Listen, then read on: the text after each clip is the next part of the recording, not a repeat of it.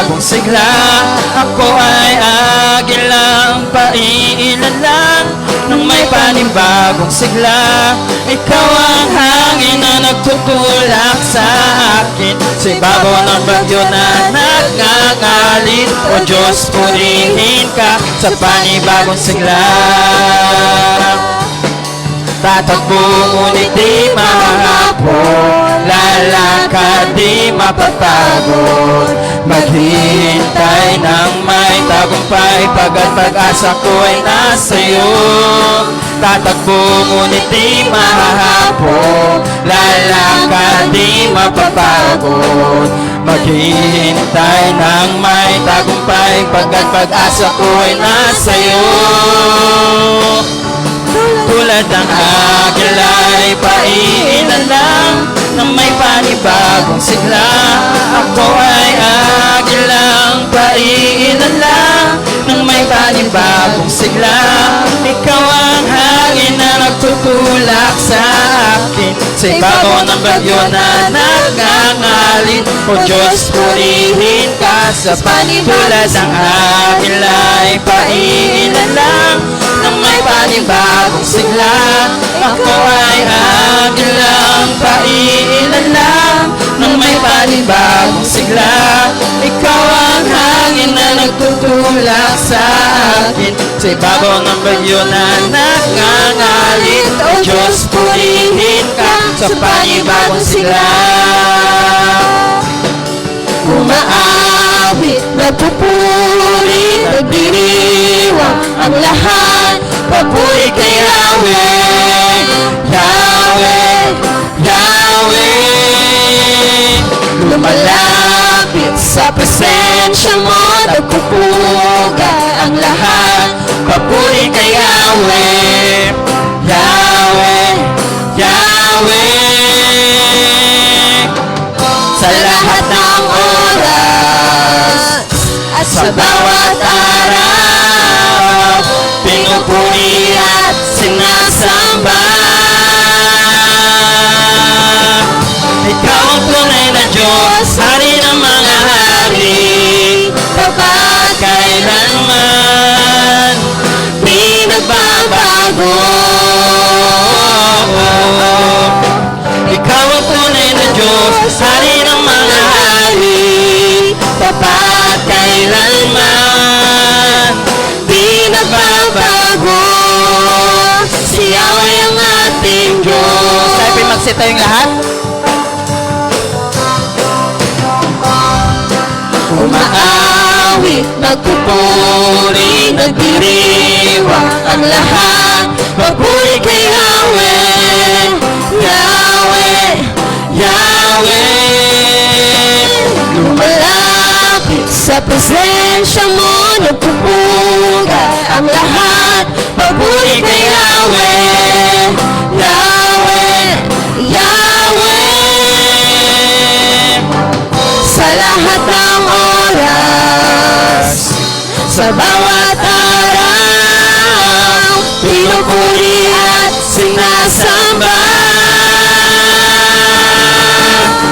Ikaw ang tunay na Diyos, hari ng mga hari, Kapag kailanman di nagbabago. Ikaw ang tunay na Diyos, hari ng mga hari, kapag kailanman di nagbabago. Si Yahweh ang ating Diyos. Pagpapala'y bumubuhos na. Yahweh, Yahweh, sa ngalan niya'y may kagalingan. Yahweh, Yahweh, kakanya'y may tagumpay. Yahweh, Yahweh, isigaw ng lahat ng nilalang. Pagpapala'y bumubuhos na. Yahweh, Yahweh, sa ngalan niya'y may kagalingan. Yahweh, Yahweh, sa kanya'y may tagumpay. Yahweh, Yahweh, isigaw ng lahat ng nilalang. Ikaw ang tunay na Diyos, hari ng mga hari, tapat kailanman, di nagbabago. Ikaw ang tunay na Diyos, hari ng mga hari, tapat kailanman, di nagbabago. Si Yahweh ang ating Diyos. Si Yahweh ang ating Diyos. Si Yahweh ang ating Diyos. Minsan papurihin natin, sambahin natin ang ating Panginoon. Hallelujah, O God. We worship you, Jesus. Sambahin ka, Panginoon. Purihin ka.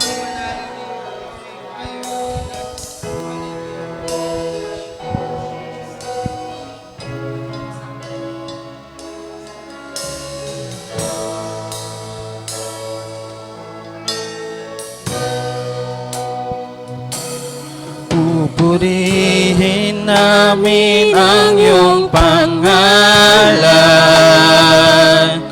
aawitan ng may kadakilaan.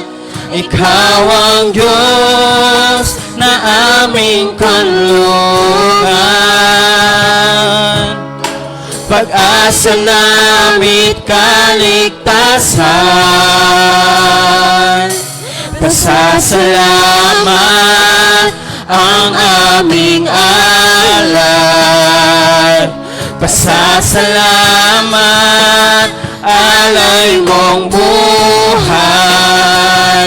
Kadakilaan mo'y pasalamatan. Ang pag-ibig mo'y wagas kailanman. Sa'yo'y alay aming buhay. Ikaw ang Diyos na aming gabay. Sa dalangin aawitin, kadakilaan mo sa amin.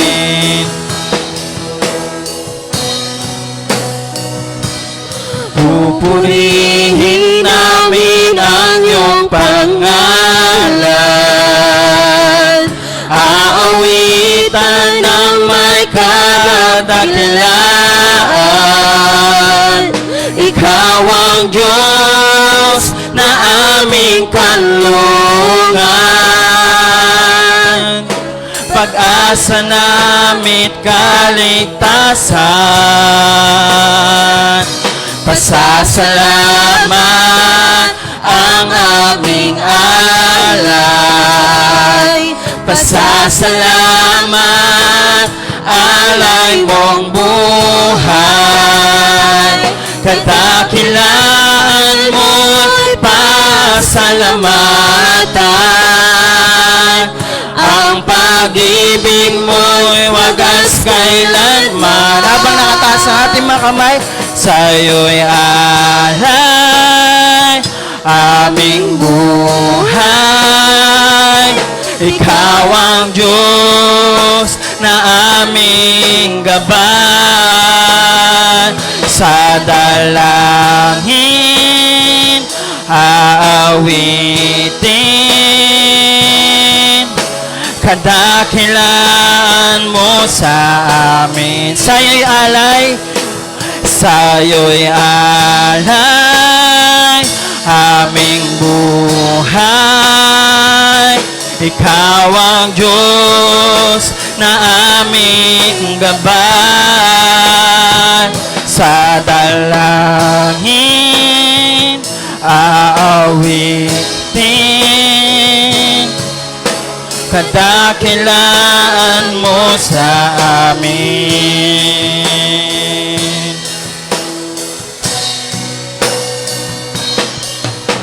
Lahat ng papuri ay sa'yo, hindi magbabago. Buong puso at kaluluwa ang aming pagsamba. Sa'yo lamang iaalay awit nitong buhay.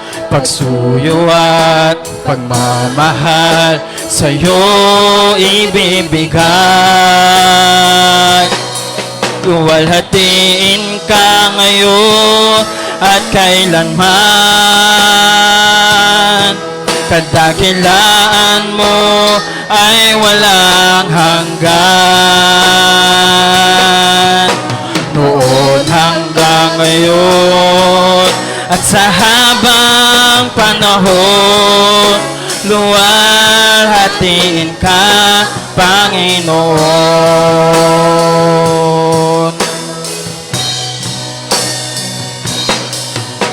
Lahat ng papuri ay sa'yo, hindi magbabago.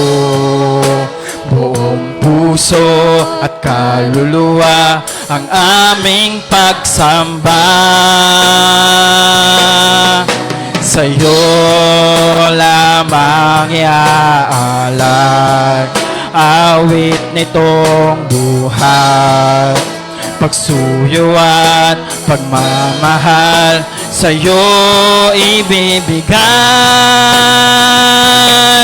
Luwalhatiin ka ngayon at kailanman. Kadakilaan mo ay walang hanggan.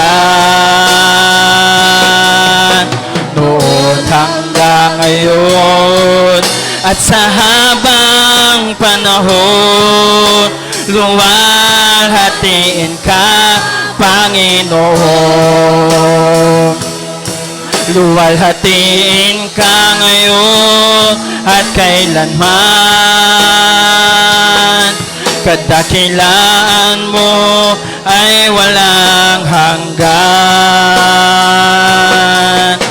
Noon hanggang ngayon at sa habang panahon, luwalhatiin ka, Panginoon. Noon hanggang ngayon at sa habang panahon, luwalhatiin ka, Panginoon. For the last time. Noon hanggang ngayon at sa habang panahon, luwalhatiin ka, Panginoon. Minsan pa, purihin natin, sambahin natin ang ating Panginoon. Hallelujah, O God, we worship you, Jesus. Sambahin ka, Panginoon, purihin ka, luwalhatiin ka. Praise God, praise God, praise God, praise God. Tayo ay mananalangin. Narito ang presensya ng ating Panginoon. Sino ang merong pangangailangan sa ating Diyos ng buhay? Banggitin natin ang ating mga pangangailangan, sama natin ang ating bansa, ang nalalapit na halalan, dalangin natin na ibangon ng Diyos yung mga may takot sa Kanya at handang maglingkod, hindi yung pagpapayaman. Ganon din ang mga gawain natin mula sa Prescott, Arizona, patungo dito sa bansang Pilipinas. Amen. Panalangin natin si Pastor Boyet, Sister Susan Disipeda. Si Sister Susan, meron po siyang sakit sa likod na iniinda niya. At ganoon din sina Pastor Kaloy at Sister Sheila. At sa pamamagitan ng aming tandem, mapuno ang mga lugar na ito ng mga kaluluwa. Pero kailangan namin mga kapatid ang iyong tulong. At ganoon din, ipanalangin natin sa gabing ito ang mga missionary churches natin. Andyan na sa unahan. At kulang pa yan, marami nang natamnan ng mga iglesia. At meron na tayong sa United Kingdom. Sama din natin ang mga daughter churches, sina Pastor Oliver, Pastor Dondon, Pastor Jason, Pastor Noel, Pastor Ben. Dalangin natin yung pagkakaisa dun sa Mindoro. At ganun din ang may mga sakit at karamdaman. Kung meron kang sakit at karamdaman sa mga oras na ito, ay idulog mo sa ating Panginoon. Kung nasa iyong panadalangin, ay sabihin mo sa Panginoon, pagalingin ka niya, sapagkat walang imposible sa Kanya. Ganun din ang kukuha ng board exam. Sama natin sa pananalangin, at kung meron kang pangangailangan sa gabing ito, at bata ka man o matanda, kaya tayo narito, naniniwala tayo, ang Diyos natin pinaglilingkuran ay Diyos ng mga himala. Kaya paglapit natin sa Kanya, ay ibukan natin ang ating mga labi. Tayo ay pangungunahan ni Brother Raymond sa pananalangin. At magsimula na tayong lumapit sa Kanya na mayroong pagpupuri sa ating mga labi. Ibukan natin ang ating mga labi. Banggitin natin sa Panginoon ang ating mga pangailangan. Yes, Lord, I command, O Lord, tonight, healing and deliverance, blessings, O Lord, salvation of precious souls, God, an abundant harvest, O Lord, hallelujah. Panginoon, na magbabangon ka ng mga manggagawa, magbabangon ka, Panginoon, ng mga kaluluwa na yung gagamitin sa makapangyarihang kaparaanan, na makakita kami ng pagpapagaling, na may mga karamdaman, na mga pagbabago ng buhay, Panginoon. Napakabuti mo, Panginoon. Hindi maigsi ang iyong kamay upang hindi abutin ang mga pangangailangan. Salamat sa ginawa mo. Salamat, O Diyos. Hallelujah. Praise God. Praise God. Manalangin, dakilang Diyos na mapangyarihan sa lahat, Panginoon. Maraming salamat sa gabing ito, Panginoon, na kami yung dinala sa iyong iglesia, Panginoon, upang magpuri sa iyo, Panginoon. I pray, Panginoon, ng mga sakit at karamdaman, Panginoon, sa mga kapatiran, Panginoon. Sila yung bigyan ng complete healing, Panginoon. Mga Yes. hina, Panginoon. Sila yung palakasin, O God, Panginoon. Mga tumalikod sa iyong gawain, Panginoon. Sila yung ibalik, O God, Panginoon. Ibalik mo ang alab, ang apoy sa kanilang pananampalataya, Panginoon. I pray, Panginoon, bigyan mo kami ng pag-ibig na nanggagaling sa iyo, Panginoon, pag-ibig na walang katumbas, O God, hallelujah, Panginoon, Amen. Ikaw ang siyang tinataas namin, Panginoon, ang mangaral ng iyong salita ngayong gabi, Panginoon, Ikaw ang siyang kumilos sa kanyang buhay, O God, Panginoon, ang kanyang masasabihin, Panginoon, ito yung may kabanalan, O God, kapuspusan Yes. ng iyong Santong Amen. Espiritu, Panginoon, at lalabas kami sa gusaling ito na kami yung binago mo na, hindi na katulad ng dati, sa pangalan ni Jesus, Amen. Amen and Amen. Sino ba sa unang pagkakataon ngayon lamang nakadalo? Pwede bang makita ang mga kamay? First timer. Amen. Meron tayong isang bisita. Lapitan natin, kamayan natin, at sabihin natin, si Jesus ang lahat sa buhay. Amen. Praise God. Amen. Si Jesus ang lahat sa buhay ko, kaya't masaya. Si Jesus ang lahat sa buhay ko, kaya masaya. Problema ay dumarating, ito'y kanyang lutasin. Si Jesus ang lahat sa buhay, kung kaya may saya. Si Jesus ang lahat sa buhay, kung kaya may ngiti sa labi. Si Jesus ang lahat sa buhay, kung kaya may ngiti sa labi. Problema dumarating, ito'y kanyang lutasin. Si Jesus ang lahat sa buhay, kung kaya may saya. Amen. Praise God. Pwede na tayo makaupo. Sa ating mga paalala ay tuloy-tuloy ang ating pananalangin. Amen. At meron tayong gawain sa Miyerkules at sa Friday ay meron tayong gawain alas 7.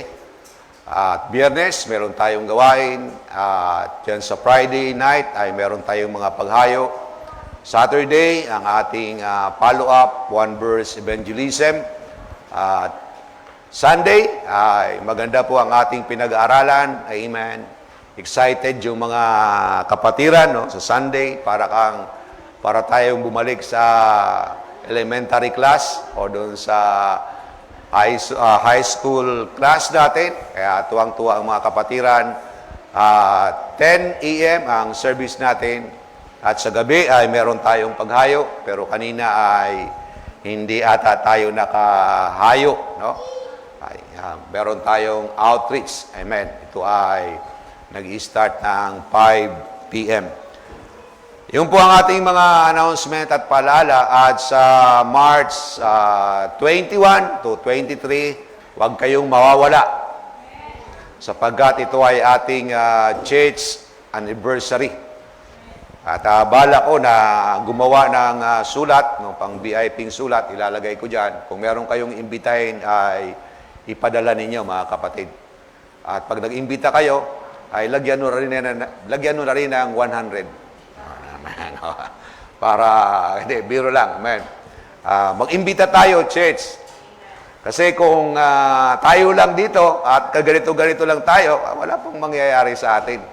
Nakakasawa po na yung mga mukha lang natin ang nakikita dito. Ewan ko kung di kayo nananawa. Amen. Ako po'y nananawa. Kaya nakakita ko ng mga bagong mukha. Praise God. Hallelujah. No, na bagamat ang mga pagpupuri ay hindi katulad sa atin. No, meron pang mga kalungkutan sa kalang mga mukha. Pero ako'y masaya. Amen. Mga kapatid. Na andito sila sa gawain ng ating Panginoon. Yan lamang at sa gabing ito ay makakapakinig tayo ng mga report, amen, na sa ating mga paghayo.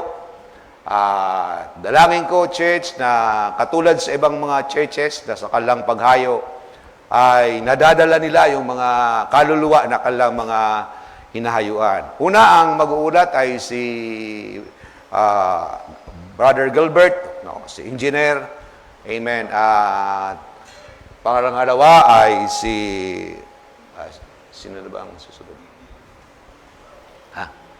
Amen. Engineer ang una, at pangalawa ay pare. Amen. Sige, at palapakan natin ang Panginoon habang lumalapit ang ating tagapag-ulat dito sa gitna. Amen. Pagpalang gabi sa bawat isa. At nais ko lang po Baba ka na para iulat ang ginawa ng ating Panginoon.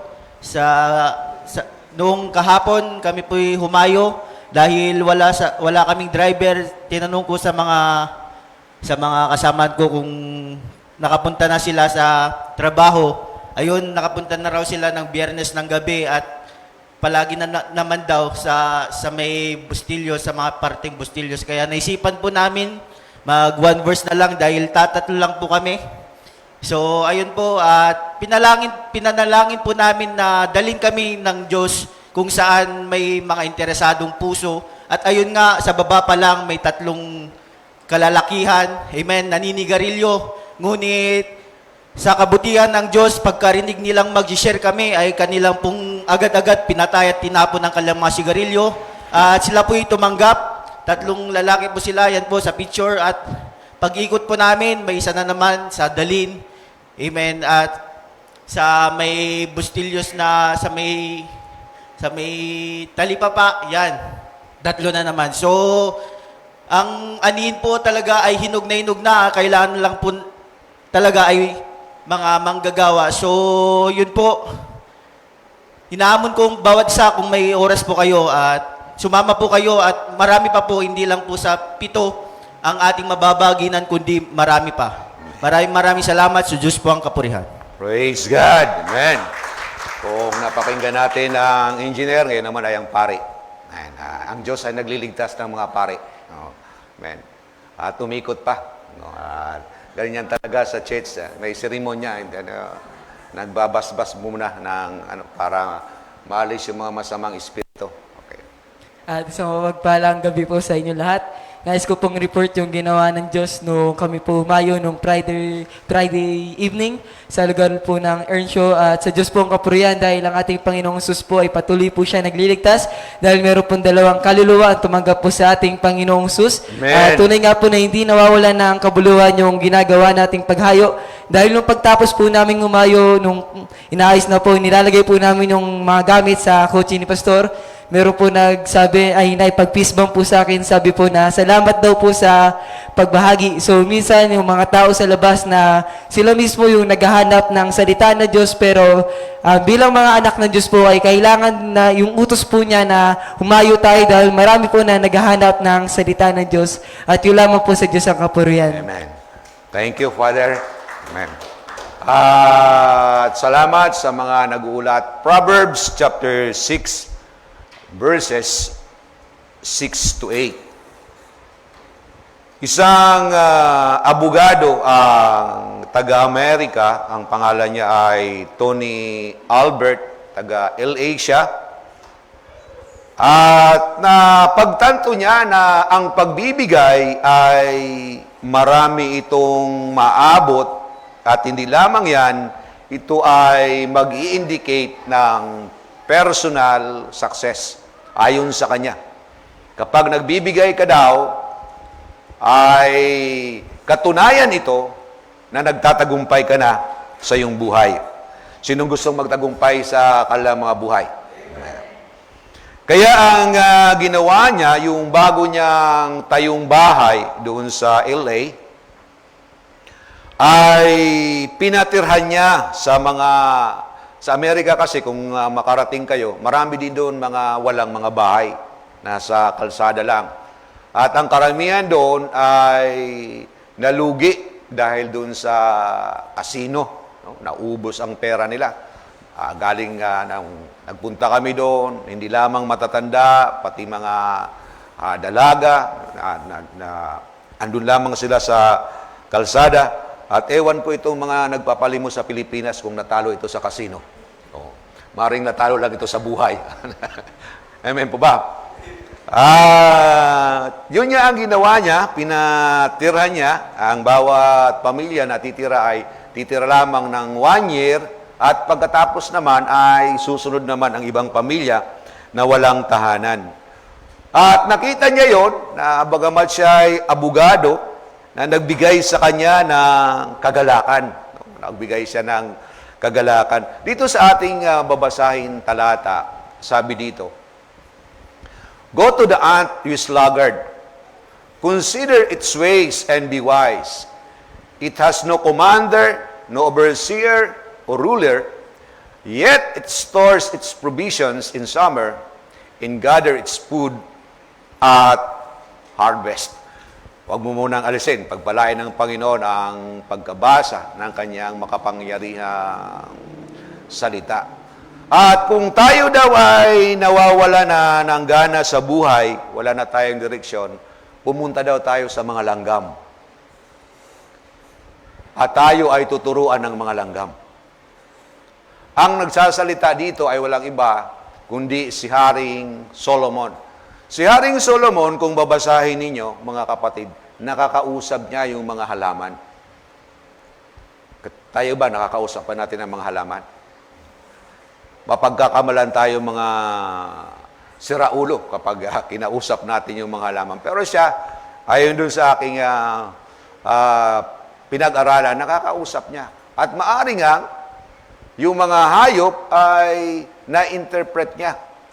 Sabi niya dito, isang alang-alang nyo ang kanilang pamamalakad at magiging matalino kayo. Sino ang gustong maging matalino?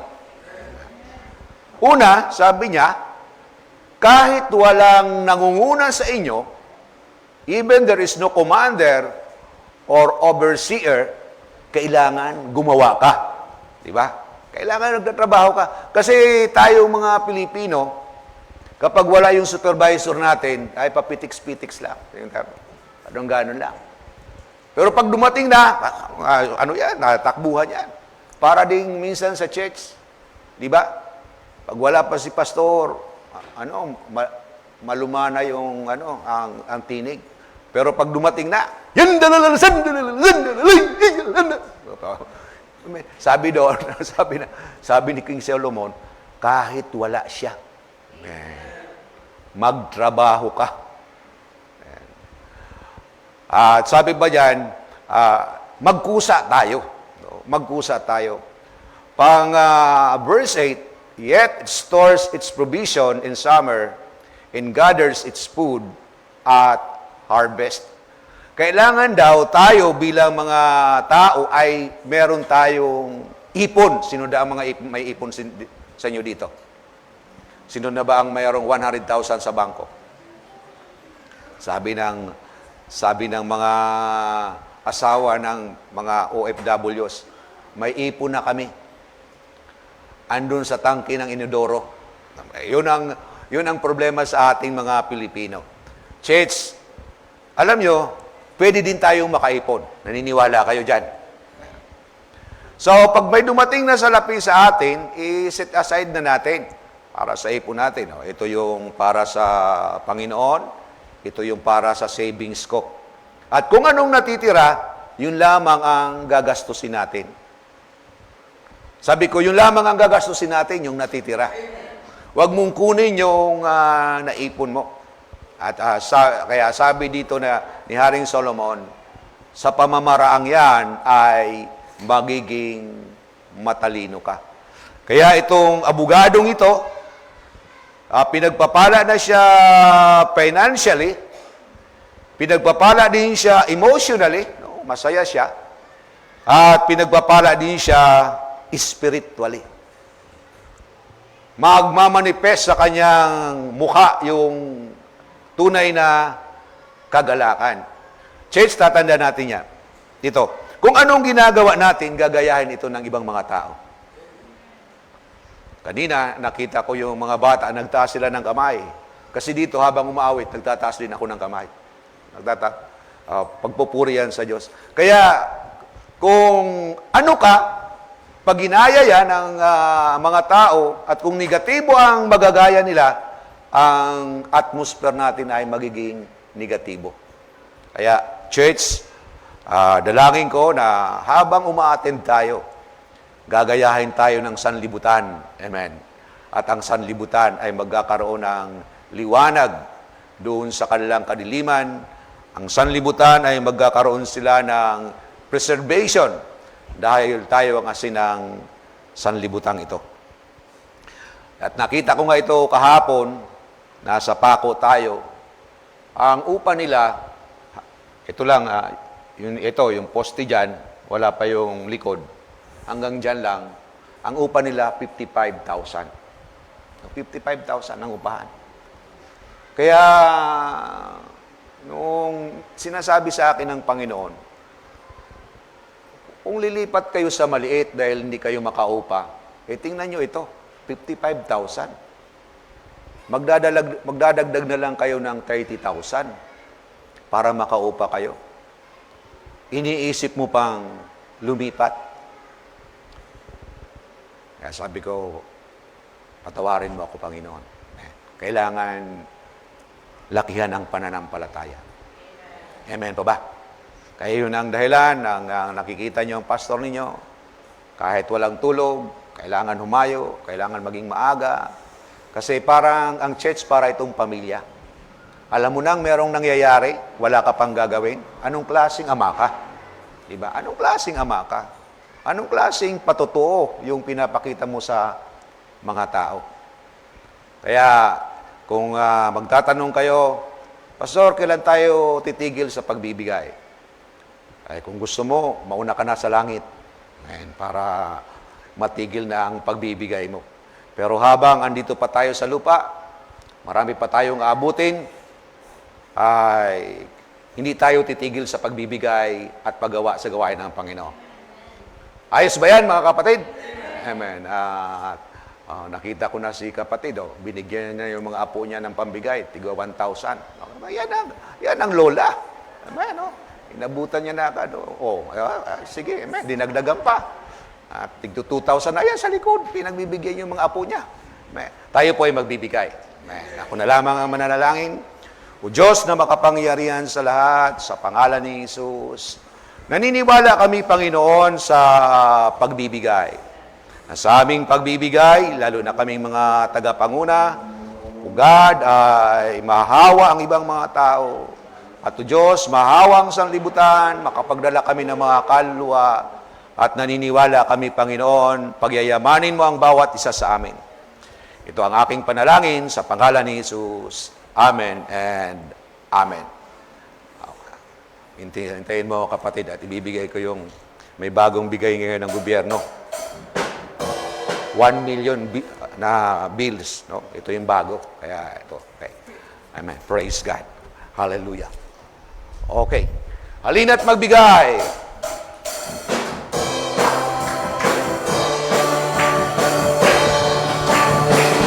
At magbigay, Sa gawa. kapestang ialay, may ngiti sa labi, awit ng papuri. Tayo'y magtanim na mayroong aanihin, pagpapala ng Diyos ay maangkin mong lubos. Babalik sa'yo ang iyong ibinigay ng siksik, liglig at umaapaw. One more time from the beginning. Babalik sa'yo ang iyong ibinigay ng siksik, liglig at umaapaw.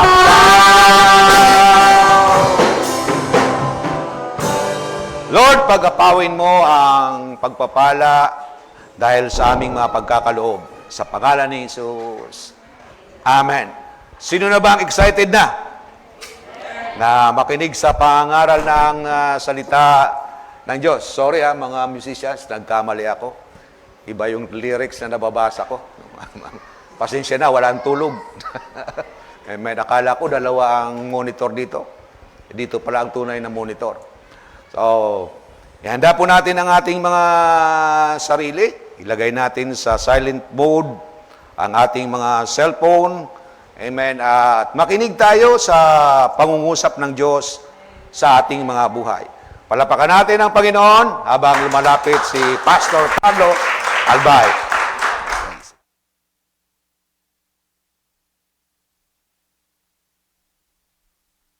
Praise God. Amen. Magandang gabi po muli sa bawat isa at salamat sa Panginoon unang-una at salamat kay Pastor Ernie sa pagkakataon na makapangaral sa gabing ito. Sa inyo pong mga Biblia, Ephesians chapter 6, 10 hanggang 12. Ephesians chapter 6 verses 10 hanggang 12. Basahin ko dito from King James Version sa Tagalog. Sa katapus-tapos ay magpakalakas kayo sa Panginoon at sa kapangyarihan ng kanyang kalakasan.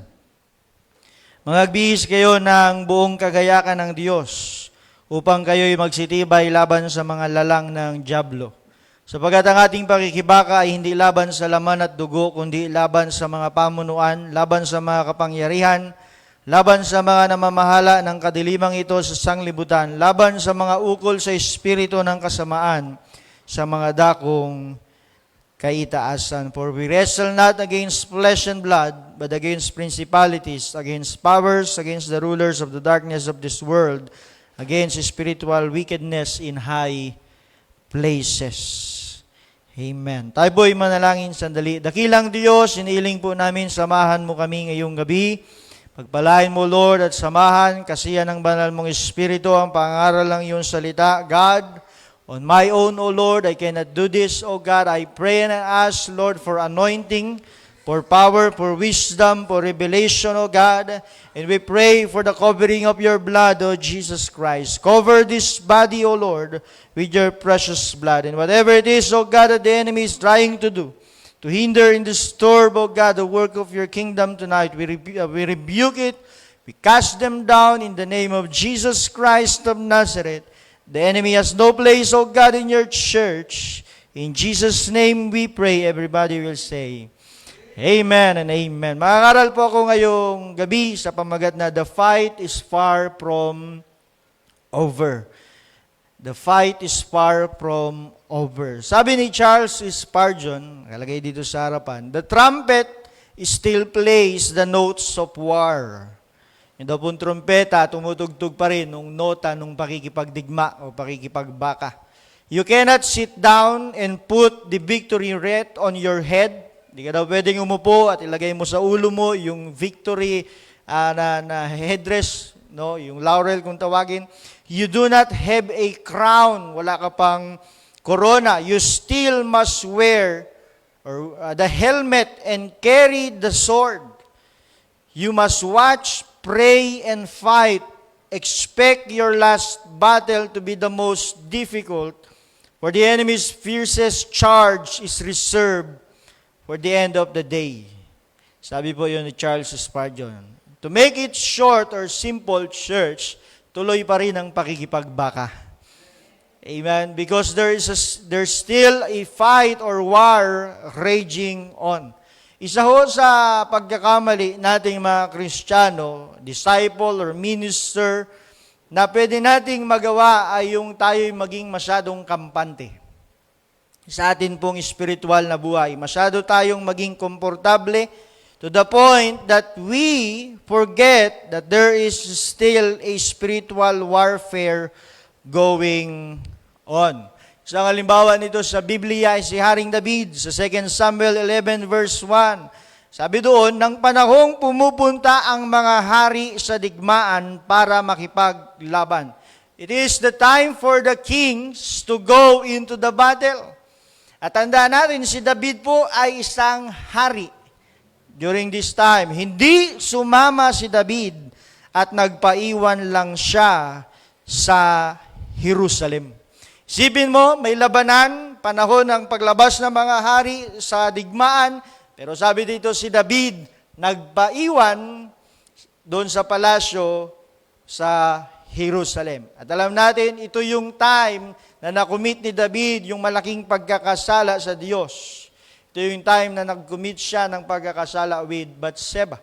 At ito rin yung time na yung kasalanang iyon ay nagbunga ng hindi maganda sa kanyang personal na buhay at sa kanya pong pamilya.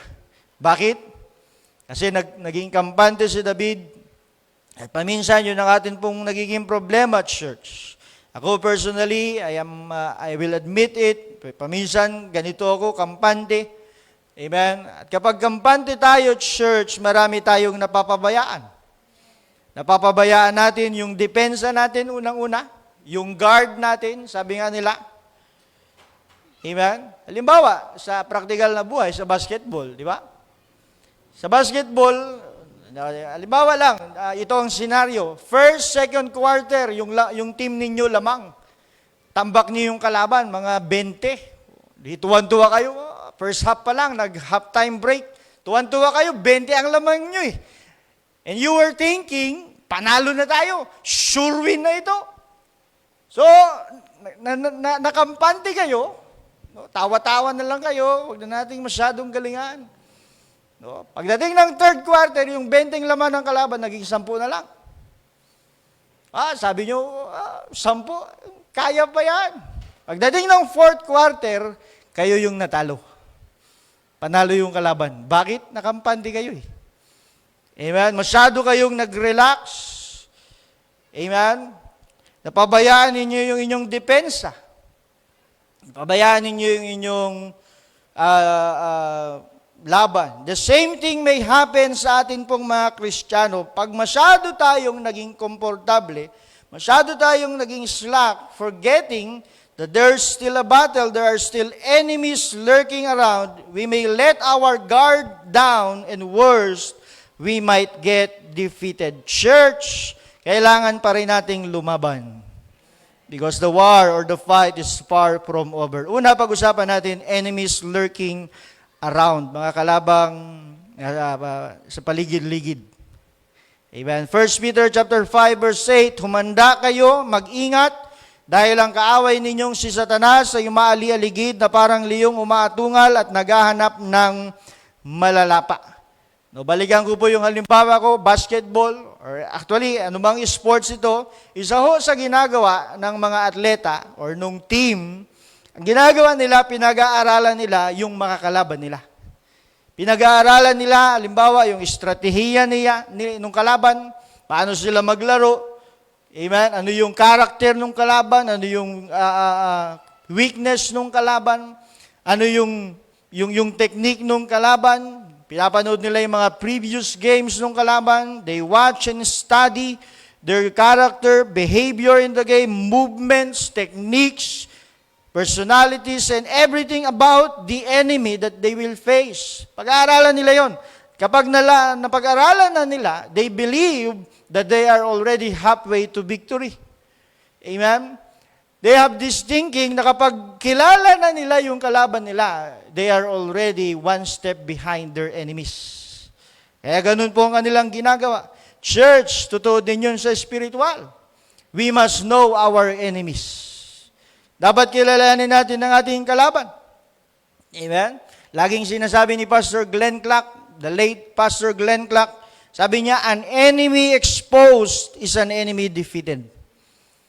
Amen? Yung daw kalaban na na-expose, nalantad, ay kalabang nagapi. And what should we know about the enemy of our faith? Sa atin pong spiritual na buhay. Kasi maraming mga Kristiyano, hindi kilala kung sinong kalaban. Amen? Ang alam lang ng mga Kristiyano, ang kalaban nila, amen, yung kapitbahay nila, amen, sarili nila, sanlibutan, and of course, the enemy, the devil himself. Amen? At minsan dito yung atin pong nanineglect. So, what should we know about the enemy of our faith, specifically the devil?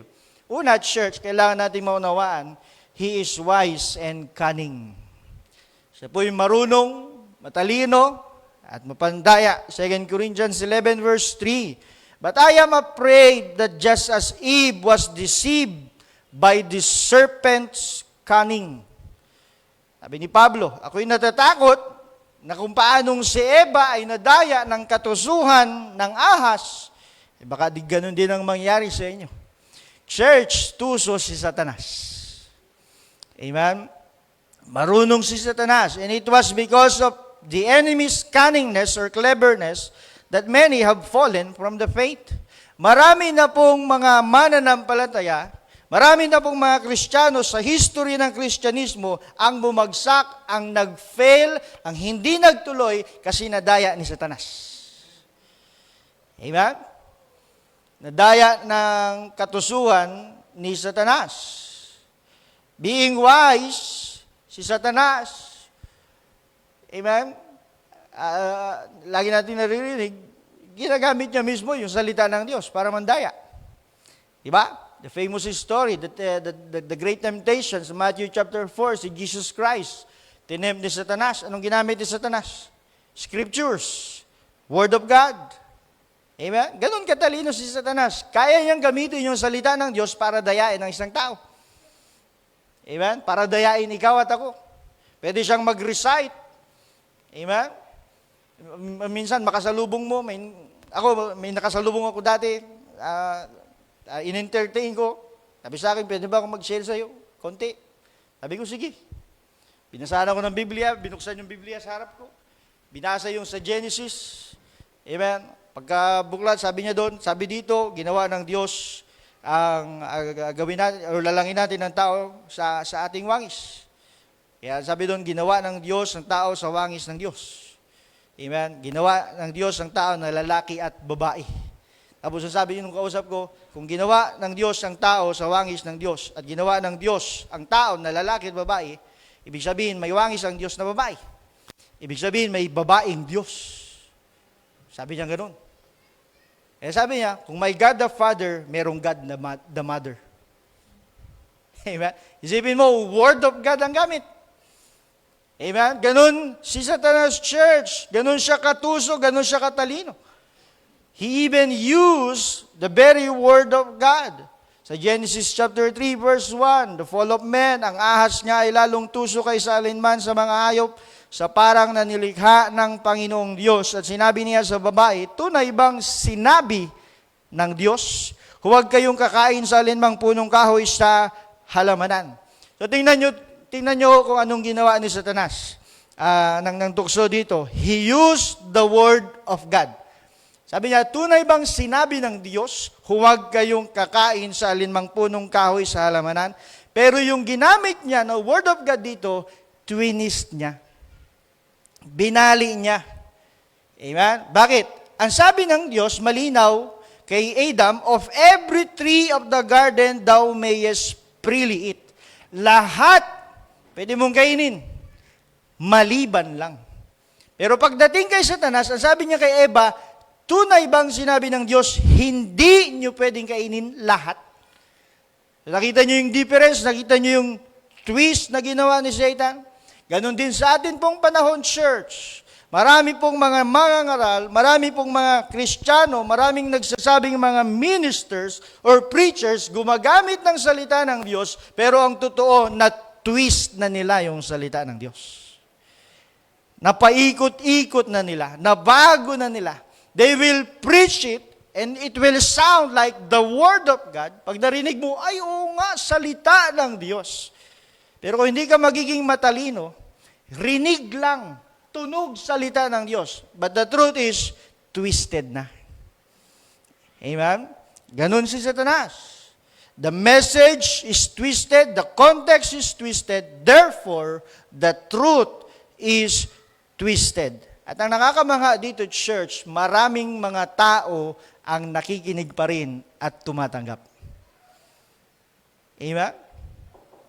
At isa pa sa nakakamangha, sa bagay na ito, maraming mga Kristiyano ang nadadala din. Amen? Kaya nga lagi kong sinasabi, church, mag-ingat tayo sa mga naririnig natin sa internet. Kasi ang dami ngayon, ang gagaling mo yung salita talaga.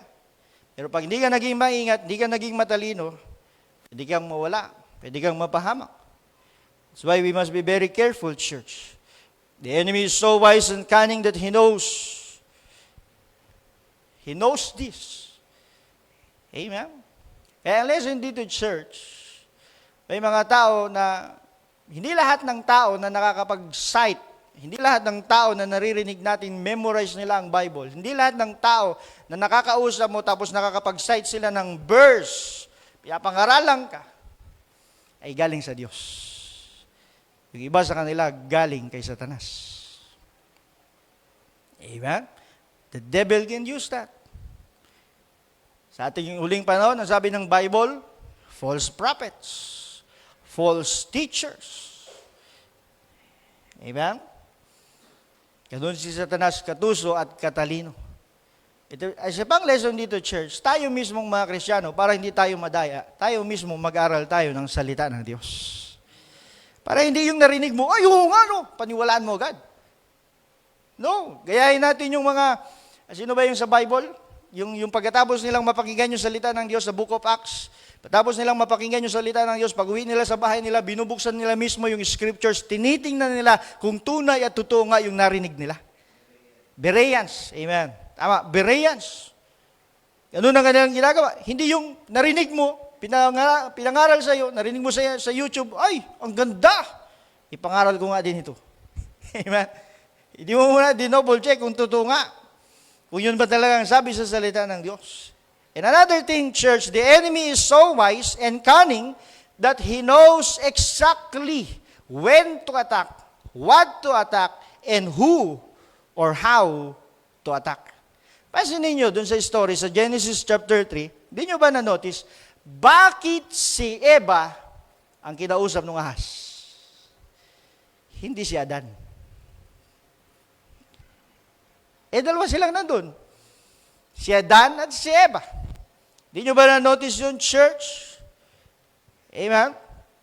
Alam yun ni Satanas. Alam niya kung sino ang atakihin. Kung sino ang kakausapin, kung sino ang dadayain. At ang kinausap niya si Eva, hindi si Adan. Sabi ng ilan, ito ay komentary lang ng ilan, kasi kung bakit kinausap ni Satanas si Eva, kasi si Eva daw mas madaling mauto. Sabi ng iba, mas madali daw mauto yung babae kaysa lalaki. Huwag naman kayo magalit sa akin mga babae. Amen. Pero ito ang paliwanag dito, church. The enemy knows or knew that the chance of success in deceiving them is greater if he will talk to the woman rather than the man. Amen? At pansinin ninyo, hindi, or kinausap nung ahas, or ng tukso, si Eva, nung nag-iisa siya, hindi niya kasama si Adan. Kasi bigla na lang dumating si Adan eh. Nung nag-uusap nung kinakausap ng ahas, dinadaya si Eva, sila lang dalawa, wala si Adan during that time. Dumating lang si Adan nung nakakain na yung babae. Amen? And why is that? Kasi po, church, kung mabasahin mo, yung command ng Diyos na huwag kainin yung bunga ng puno ng pag-alam ng mabuti at masama, yun ay direct command kay Adan. First hand, kay Adan sinabi ng Diyos, hindi kay Eva. Si Eva, nagkaroon lang siya nalaman niya lang yung utos na yun ng Diyos through Adam. Inabi lang ni Adan kay Eva. Hindi mismo narinig ni Eva galing sa Diyos. So magkaiba yung church. Amen? Kung si Adan yung nakausap ng ahas, amen? Kung si Adan yung tinukso ng ahas, kung kay Adan sinabi ng ahas na tunay bang sinabi ng Diyos, sigurado sasabihin ni Adan, hindi yan sinabi ng Diyos, sabi ng Diyos, lahat pwede namin kainin, ito lang ang hindi. Pero si Eva ang nakausap eh. Amen? Kaya alam yun ng ahas, church. Sa Genesis chapter 2, verse 16, sabi ng Panginoon, iniutos ng Panginoong Diyos sa lalaki, kay Adan. Sa lahat ng punong kahoy sa halamanan ay makakain ka na may kalayaan. Amen? Ganun kagaling, ganun katalino si Satanas. He knew who, when, what, and how to attack. Amen? Hindi siya nag-aaksaya ng panahon. Hindi siya nag-aaksaya ng energy. Amen? Na alam niya na matatalo siya. Amen? Sa Matthew chapter 10, verse 16, ito ang lesson sa atin bilang mga Kristiyano. Kung tuso si Satanas, kung marunong si Satanas, tayong mga Kristiyano, dapat mas marunong tayo. Matthew 10:16, behold, I send you out as sheep in the midst of wolves. Therefore, be wise as serpents and harmless as doves. Church, matalino si Satanas, pero mga Kristiyano, dapat mas matalino. We should not just live by faith. Yes, kailangan natin ng faith, but we must also live with wisdom. This is the sad reality, church. Maraming mga Kristiyano ang napahamak because of lack of wisdom. Amen? Madaming Kristiyanong nadaya because of lack of wisdom. Amen? Kailangan, church, mas marunong tayo. At nag-set ng example si Jesus Christ sa Matthew chapter 4. Nakita natin, as I have said kanina, si Satanas, the devil, ang ginamit niya, Word of God, para dayain si Jesus Christ. Amen? The devil was cunning and wise to tempt Jesus using the Word of God. But Jesus displayed more exceptional wisdom than the devil. He fought the devil's cunningness or cleverness with much more wisdom. Mas naging matalino si Jesus Christ. Amen? Mas naging marunong siya. Imagine niyo, no? Nung sinabi ni Satan, sinabi ng devil kay Jesus Christ na, sige nga, tumalon ka, dahil sabi sa kasulatan, iingatan ka ng mga anghel. Magpapadala siya ng mga anghel, iingatan ka para hindi ka matisod sa mga batong ito. Word of God ginamit ni Satan. Imagine niyo kung sinabi ni Jesus Christ, ay, oo nga, nabasa ko yun. Alam ko yun. Sige nga, tatalon ako. Amen? Paano kung sumunod si Jesus Christ sa sinabi ni Satan? Paano kung naniwala siya? Buti na lang hindi ganun ang nangyari. Mas naging marunong si Jesus Christ, tumanggi siya. Amen? I believe, church, ito po yung nasulat sa Biblia for us to see and for us to have an example na kung matalino si Satanas, dapat mas matalino tayo. Mga mananampalataya. Amen? Pangalawa, kailangan natin maunawaan the enemy of our faith, he opposes. Wala po siyang ibang ginagawa, kundi ang mag-oppose, kumontra. Siya ang kontrabida. Amen? Adversary, yung word na adversary, ibig sabihin din nun is opponent, kalaban. Anong opponent? From the word oppose, which means to oppose, to rebel, to retaliate against or attack against, o sa Tagalog nga yung kontra, yun si Satanas, yun ang Diablo. The devil always opposes God. God's kingdom, God's plan, and God's people. Amen? Limawan ito sa Bible, biblical picture or representation. Yung mga Israelita, di ba? Papunta sila sa promised land, naglalakbay sila, pero nung naglalakbay sila papunta sa promised land, may mga kalaban silang nakasalubong. Amen? Anong ginagawa ng mga kalaban? Di ba? Pinapalampas ba sila? O sige, saan ba kayo papunta? Pumunta kaming promised land, may pangako sa amin ng Diyos na bayan. Ganun ba? O sige, punta na kayo. Sige, sasamahan pa namin kayo. Ganun ba ginawa ng kalaban? No! Hinarangan sila. Amen? Ayaw pa nga silang, ayaw silang patawirin, ayaw silang amen? Palampasin. Yun ang kalaban, church. Yun din ang ating kalaban ng ating pananampalataya. The devil is opposing us. The devil is opposing God, God's plan, and God's kingdom, God's people. Ganun po sa ating spiritual na buhay, church. Ang Diyos merong magandang plano para sa bawat isa. Can you say amen? God has a wonderful plan and destiny for every one of us, but the enemy opposes that. Magandang plano sa iyo ng Diyos, pero ang kaaway-ayaw yun. Kaya gagawin niya ang lahat para hindi mangyari yung plano ng Diyos sa buhay mo. Sisirain niya yun. God has a wonderful plan and destiny for Sampaloc Church. Magandang plano ng Diyos sa Sampaloc.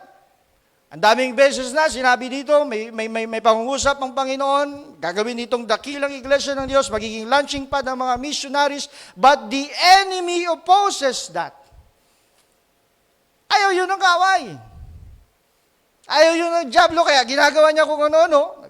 Amen? Nag-aasig siya ng division, ng rebellion, nag-aasig siya ng kung ano ng mga, amen? Para lang hindi mangyari yung gusto ng Diyos, para hindi lang marating yung plano ng Diyos. Ano nang kaaway? God has a wonderful plan for your family. But the enemy opposes that. Gandang plano ng Diyos ay yung marriage. But the enemy opposes that. Diba? Kaya pa minsan, pakiramdam mo, di ba? Para bang sa pagitan yung mag-asawa, amen? Ang gusto ng Diyos, kayo mag-ayos, ang gusto ng Diyos, maging magandang inyong samahan, ang gusto ng Diyos, maging fruitful kayo, yung marriage ninyo. Pero si Satanas ayaw yun. Kaya minsan, ang ginagawa ni Satanas, amen, sumasanib sa asawa mo. Amen? Amen? Sumasanib sa mga anak ninyo. Nakikialam, nanggugulo. God has a wonderful plan for your ministry, but the enemy opposes that. The devil church, lagi nating tandaan, never will be in favor of God and His plans and His people. Sabi ni Jesus Christ, di ba, yung nagtitipong kasama natin, kakampi natin yan. Pero yung nagkakalat, kalaban yan. Diba? Kaya pagdating sa church, may plano ang church, maganda yung vision ng church, maganda yung vision ng pastor, pero pag may isang mananampalataya na salungat sa pastor, salungat sa vision ng church, salungat sa ministry, salungat sa evangelism, church planting, discipleship, salungat siya sa lahat, hindi natin kakampiyan. Kay Satanas yan. Amen? Yun sabi ng Bible. Amen? He will never be in favor of God. He always opposes. Sa Matthew 16, 22 to 23, sinama siya ni Pedro, kasi sinabi ni Jesus Christ doon sa mga alagad, ganito ang mangyayari sa akin, ako'y ibibigay sa mga taong bayan, ako'y papatayin, pero 3 araw pagkatapos ako'y mabubuhay. Si Pedro, kinuha si Jesus Christ, dinala sa gilid. Sabi ni Pedro, Panginoon, malayo ito sa iyo, kailanman ay hindi mangyari ito sa iyo. Parang gandang pakinggan, ano? Wow, concerned si Pedro kay Jesus Christ. Ayaw niyang may masamang mangyari kay Jesus Christ. Wow. So thoughtful of you, Peter. Pero ang sagot ng Panginoong Isus, verse 23, Datapat lumingon siya at sinabi kay Pedro, lumagay ka sa likuran ko, Satanas! Ikaw ay tisod sa akin. Kasi si Satanas, ayaw mangyari yun kay Jesus Christ. Ayaw ni Satanas na matupad ni Jesus Christ yung plano ng Diyos para iligtas ang isang katauhan. Sabi ni Jesus Christ, lumagay ka sa likuran ko, tisod ka. Amen? Hindi mo pinag-iisip ang mga bagay ng Diyos, kundi ang mga bagay ng tao. John 10 verse 10, the thief cometh not but for to steal, to kill, to destroy. I am come that they might have life, that they might have it more abundantly. Amen? Gusto ng Diyos, magkaroon tayo ng buhay. Pero ang kaaway, gusto niyang patayin tayo. Gusto ng Diyos, magkaroon tayo ng pagpapala. I-bless tayo ng Diyos. Yun ang gusto ng Diyos. Pero ang gusto ng kaaway, gusto ng diablo, tayo isumpa. Gusto ng Diyos, tayo po ibigyan, makatanggap tayo. Pero ang diablo gusto niya kumuha sa atin. Ubusin ang sa atin. Amen? To take from us. God desires to give us peace, joy, amen, comfort. Pero ang diablo, he desires to give us worries, anxiety, depression, and restlessness. Because he always opposes. Kaya church, ewan ko kung nararanasan nyo, there are times in our Christian lives na para bang may kumukontra sa atin. Amen? Kumukontra, ay ibig ko sabihin, you will feel somehow being opposed. Amen? Ako, naranasan ko, ramdam ko ito. Nararanasan ko ito before. Amen? Even until now, nararanasan ko din. It seems that something is pulling you out from advancing. Halimbawa, yung blessings, di ba? Ewan kung naramdaman nyo na, naranasan nyo ba? Yung blessings ng Diyos ba? Para bang ang hirap makuha, ang hirap matanggap? Para bang yung ibubuhos na lang ng Diyos yung blessing sa'yo, pero merong sumalo at inilayo sa'yo. Amen? O kaya naman, revival sa church. We all want revival for the church. Pero ang hirap, para bang ang ganit, ang hirap makamit. Ginawa mo na lahat, nangaral ka na, nag-Bible study ka na, amen, sinipagan mo na, pero parang wala pa rin nangyayari. Ang hirap, yung marriage. Ginagawa mo naman ang makakaya mo. Nanalangin ka naman. Pero para bang something or someone is in between na hindi nag-grow yung marriage. Lagi na lang nag-aaway. Naubos na yung kutsara, tinidor, kaldero, pinggan, kawali sa bahay ninyo. Kakabato. Amen? Yung family mo, pilit mong binubuo, but somehow, parang may force or may pwersa na humahad lang. Imbes na mabuo, ay lalong nasusira. Ganon din sa ministry. Ang hirap-hirap, may pumipigil. Hirap ng growth, hirap ng breakthrough. And why is that? Amen? Sometimes, church, the problem is not in us. The problem is because there is an opponent. There is someone opposing us. Amen? And that is the adversary, the devil. Amen?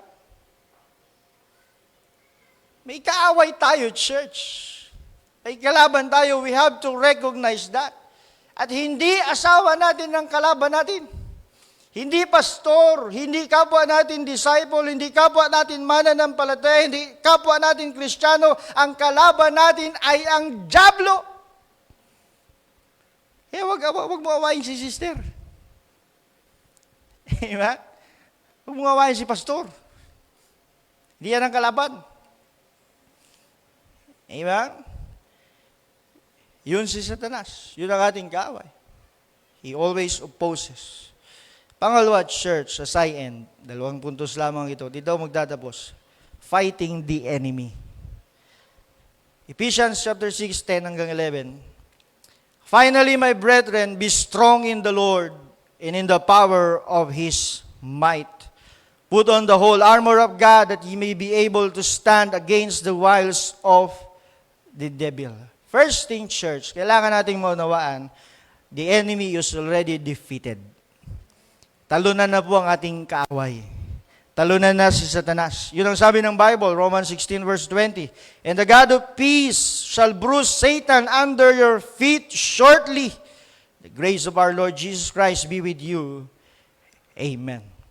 Revelations 20 verse 10. At ang diablo na dumaya sa kanila, ibinulid sa dagat-dagatang apoy at asupre, na kinaroroonan din naman ng hayop at ng bulaang propeta, at sila'y pahihirapan araw at gabi, magpakailan-kailanman. Church, the good news tonight, ang kaaway natin, ang kalaban ng ating pananampalataya, walang iba kundi ang diablo o si Satanas. Siya po ay talo na because of our Lord Jesus Christ. Yan ang sabi ng Bible. Pero hindi ibig sabihin nun, natalunan na siya, at the end of the story, wala na tayong gagawin.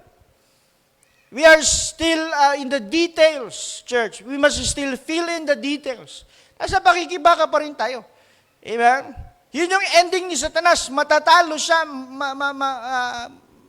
magagapi siya. Yun ang ending niya. Ano't ano pa man ang mangyari, yun ang ending niya. Pero hanggat hindi pa nangyayari yun, kasi mangyayari pa lang yun, pagbalik ng Panginoong Hesus, habang hindi pa church, kailangan pa rin tayong lumaban. Meron pa rin tayong kailangan gawin. Amen? Kailangan pa rin nating lumaban. Pero ang mabuting balita ngayong gabi, church, aside from Satan being defeated in the end, ang mabuting balita, meron tayong kapangyarihan para siya'y mapagtagumpayan. 1 John chapter 4 verse 4, kayo'y sa Diyos, mumunti kong mga anak, at inyong dinaig sila, sapagkat lalong dakila siyang nasa inyo kaysa nasa sanglibutan. Church, the good news is Jesus has given us the power and authority to defeat the enemy. Meron kang kapangyarihan. Sinong nananampalataya kay Jesus? Kung nananampalataya ka kay Jesus, you have the power and authority para labanan si Satanas. Hindi mo kailangang matakot. Amen? Luke 10:18-19. He said unto them, I beheld Satan as lightning fall from heaven. Behold, I give unto you power to tread on serpents and scorpions and over all the power of the enemy, and nothing shall by any means hurt you. Church, sa pamamagitan ng Panginoong Hesus, we have the power against the enemy. Kaya hindi mo kailangang matakot. Ang problema sa ating mga Kristiyano na, takot pa rin. Amen? Pag may narinig na kaluskos sa taas,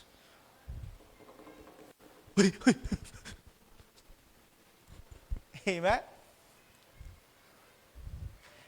Aminin nyo man o hindi, yung iba sa inyo hindi nagpipray kasi may nababalitaan kayong may naglalakad sa taas.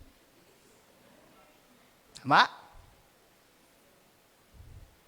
Church, mas makapangyarihan ang Diyos natin. Amen?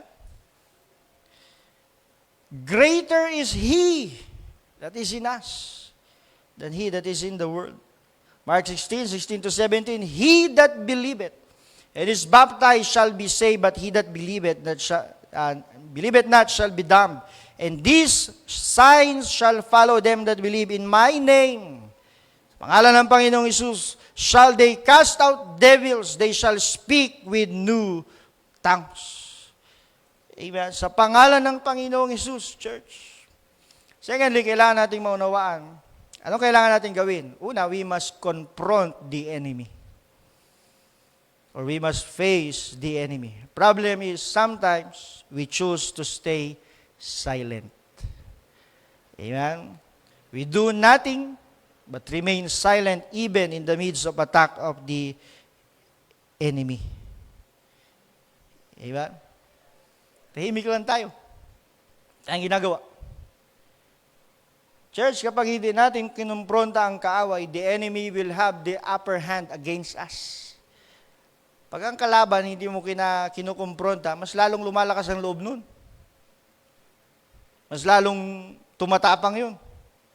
Ay kapag lalong tumapang yun, lalong lumakas ang loob nun, ikaw, magbumuka kang kawawa, ibubuli ka. Amen? Kasi ninyo, kapag naunahan ka ng takot, sunod-sunod na yun. Bigyan ko kayo ng halimbawa, biblikal. Di ba, si Goliath at yung mga Pilisteo, sabi ng Bible, yung Israel army, kasama si King Saul, nakahilera sila doon. Sa kapila naman, yung Philistines, sama si Goliath. Si Goliath sumigaw, "Sinong matapang? Labas ang matapang!" Diba? "Kung meron sa inyo makapangyarihang lalaki, dalhin nyo dito, lalabanan ko. Pag siya nanalo, susuko kami sa inyo, pero pag kayo natalo, susuko kayo sa amin." Laki ni Goliath, sabi ng Bible, higante. Sabi ng Bible, nung narinig nila si Goliath, yung mga Israelita, kasama si King Saul, sila po ay nanglupaypay at natakot na mainam. And church, for 40 straight days, ganun ang ginagawa ni Goliath. 40 days. And for those whole 40 days, mga Israelita walang ginagawa. Nakatunga nga. Nanginginig ang tuhod. Nandiyan si Goliath, si Goliath.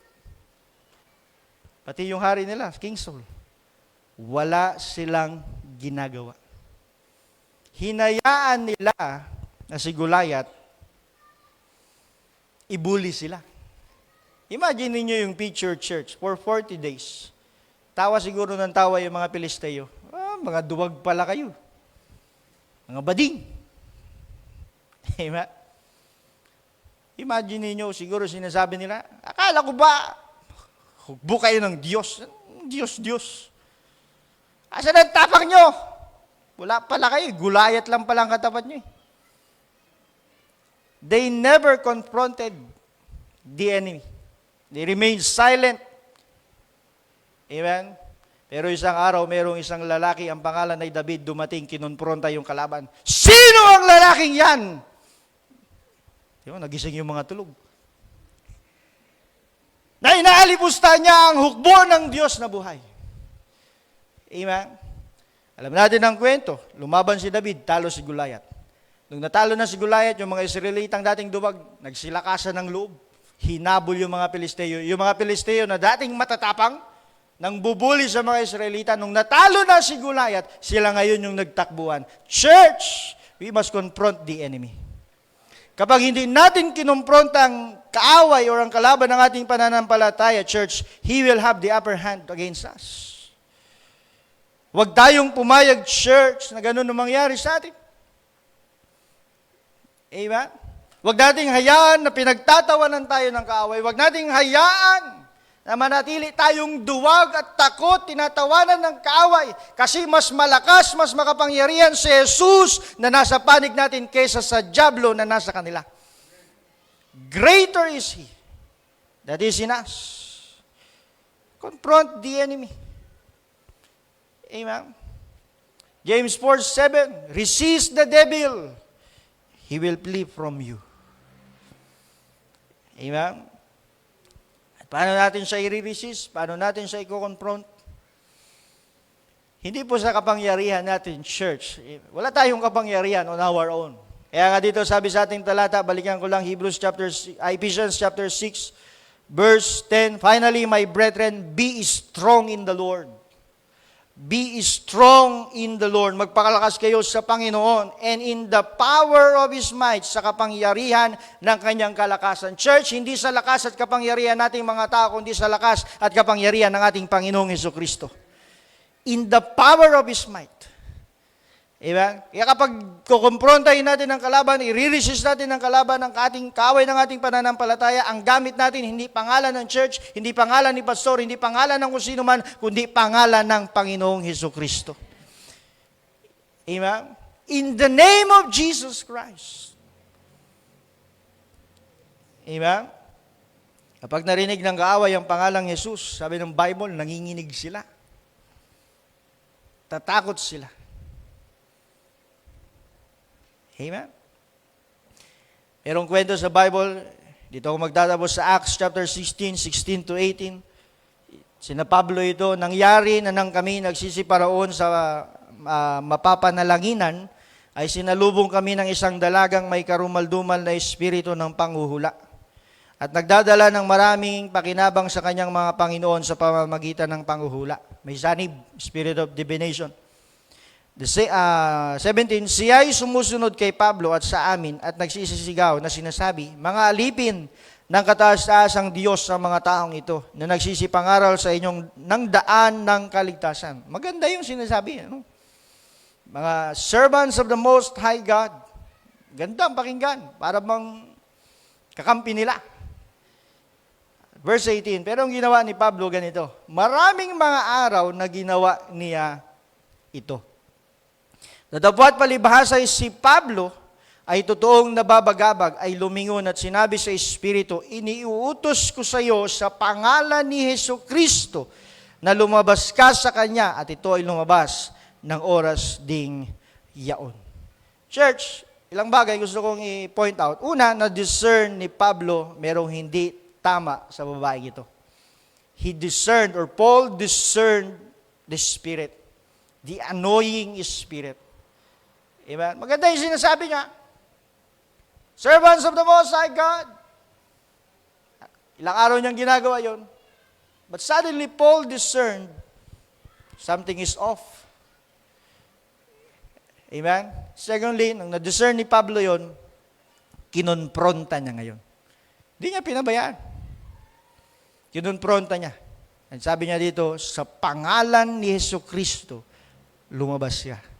At nung sinabi yun ni Pablo, lumabas yung masamang espiritu nung oras ding yaon. Paul used the name of Jesus Christ, then the evil spirit fled. Church, amen, sa pangalan ng Panginoong Hesus, meron tayong kapangyarihan. Amen? Kailangan lang maunawaan natin, ma-discern natin. Totoo, meron tayong kalaban. Hindi ho ito katang isip lang, hindi ito, amen, kwento-kwento lang. Totoo, meron tayong kalaban.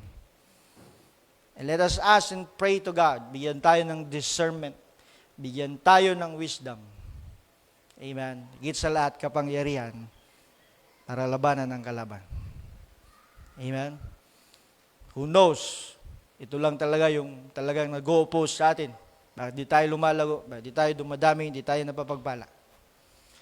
But the good news is God has given us the power through Jesus Christ. Palakpakan natin, purihin natin ang ating Panginoon. Praise God. Hallelujah. Tayo pong lahat ay tumayo. Amen. Abang matay nakapikit. Nakayuko mga ulo, walang nakatingin sa kaliwa at kanan. I believe meron kaming bisita this evening. Amen. Nakatanggap na pala sa Panginoon. Kristiyano na. Salamat sa Diyos. Sa mga nanonood po online, magiging mabilis lamang ako. Gusto ko po kayong ipanalangin. Gusto ko i-grab ang opportunity na tanggapin niyo si Jesus bilang tagapagligtas. Sabi ng Bible, walang ibang daan patungo sa langit kundi si Jesus lamang. Walang ibang pangalan na sukat ikaligtas ng tao kundi pangalang Jesus lamang. Tanggapin mo si Jesus, kaibigan. Mahal ka ng Diyos. Sabihin mo, dakilang Diyos, sa pangalan ni Jesus, inaamin ko po, ako'y nagkasala. Patawarin mo po ako sa lahat ng aking kasalanan. Panginoong Yesus, nananampalataya ako, naniniwala na ikaw ang tagapagligtas. Kaya tinatanggap kita simula ngayon sa aking puso at buhay bilang Diyos at tagapagligtas. Salamat po sa pagpapatawad. Salamat sa buhay na walang hanggan. Sa pangalan ni Jesus. Amen and amen. Praise God. Hallelujah. Babaguhin ko po ang panawagan sa ating mga Kristiyano na, Church, you have the power. Dahil yan ay binigay ng Panginoong Yesus. Huwag nating hayaan tayo ibuli, pagtawanan, yurakan ng kaaway. Greater is Jesus that is in us than the devil that is in the world. Amen. If somehow sa buhay mo, ministry mo, finances mo, trabaho mo, marriage mo, family mo, somehow you feel na someone is opposing you, something is off. Amen. Kahit anong gawin mo, hindi ka makapiglas. Amen. Hindi ka maka-breakthrough. Amen. You have to use the name of Jesus Christ. Resist the enemy. Amen. Resist the enemy. Gawin natin ito ngayong gabi. Bukas po ang altar, kausapin natin ng Diyos. As we sing a song, hallelujah, a song of victory tonight. Praise God. Bukas po ang altar, humanap tayong pwesto. Kausapin natin ng ating Panginoon. Let us exercise the power that God has given us. Let us use the name of Jesus Christ of Nazareth, the name of Jesus alone. Hallelujah. Oh, shiararando robo kierebe shiarara.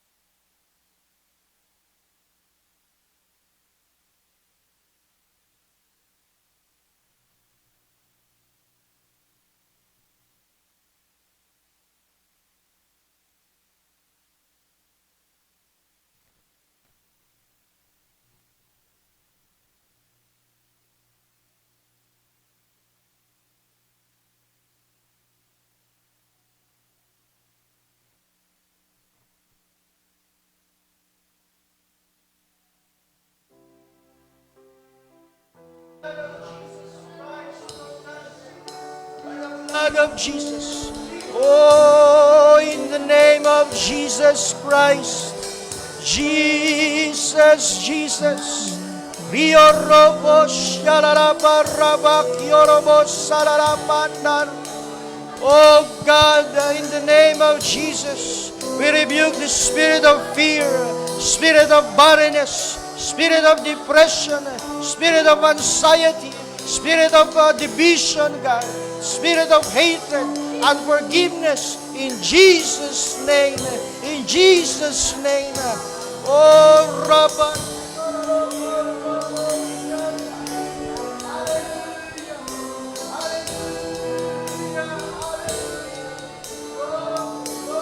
Glory, glory to you, Jesus.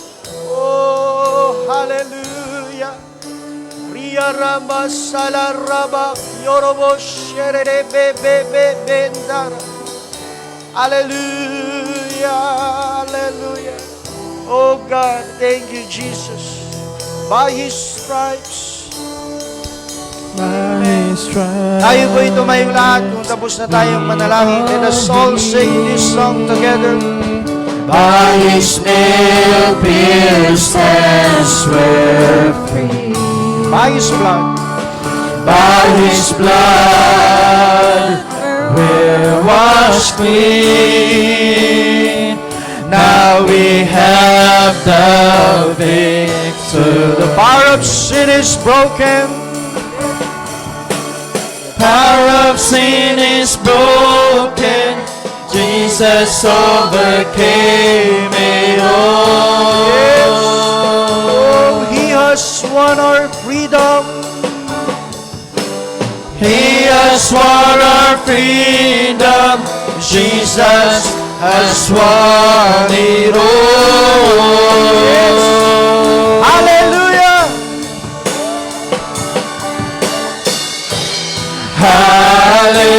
Hallelujah.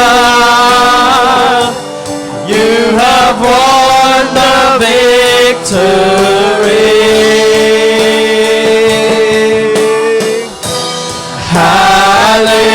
Hallelujah. You have won it all for me. Death could not hold you down.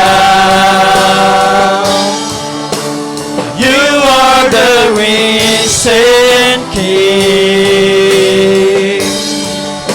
seated in majesty. You are the risen King. Palakpakan natin, purihin natin ang Diyos. Hallelujah! Oh, let us lift up the name of Jesus.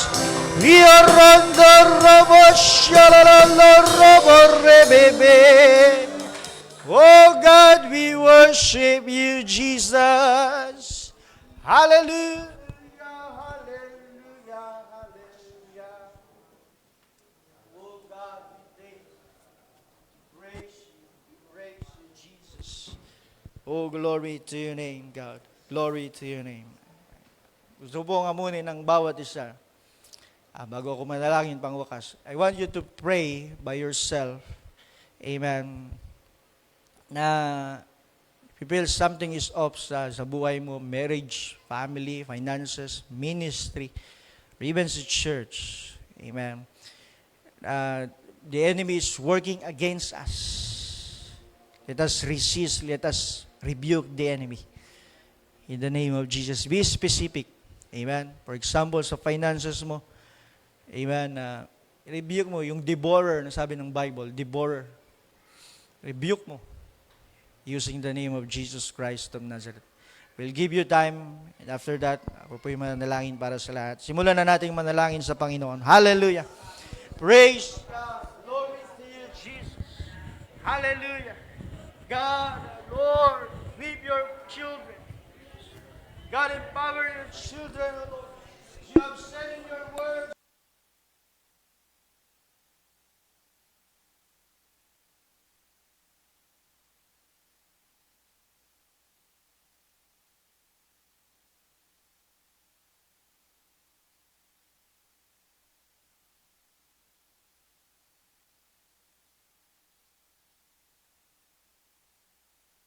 name, O God. Hallelujah, hallelujah, hallelujah. Lord, we thank you sa mga salita mo ngayong gabi, dakilang Diyos. God, we will leave this place victoriously, O Lord. For you are greater than, O Lord.